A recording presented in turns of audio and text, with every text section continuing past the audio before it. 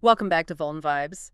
Today we're doing a deep dive into a really interesting vulnerability, one you brought to our attention concerning the Verizon Call Filter iOS app. That's right. We've got some details suggesting a flaw exposed call history logs for, well, potentially a lot of customers. Yeah, and our goal today is to sort of unpack that, cut through the technical jargon, and really pull out what matters for us folks in the IT security space. Absolutely. It's a classic case, really.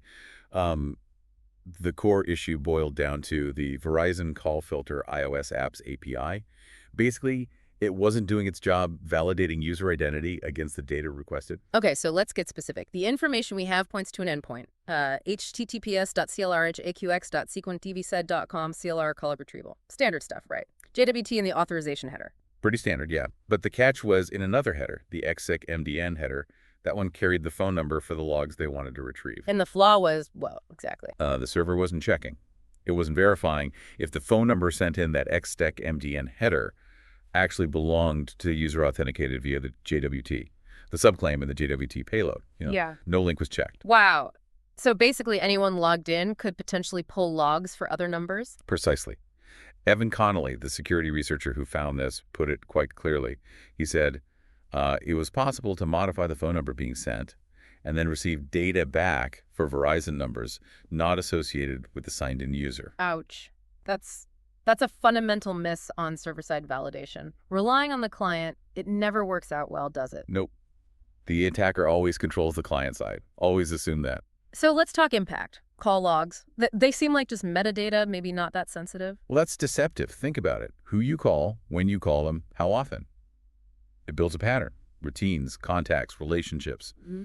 You can infer a lot. Yeah, I can see that, especially for certain groups.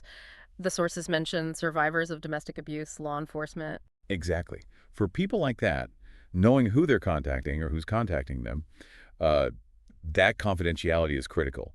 Exposing it could have real-world dangerous consequences. And the scope here, the researcher felt it could affect basically anyone using the call filter service. That was the concern. Yes, potentially a very large portion, if not all, Verizon Wireless customers with that service enabled.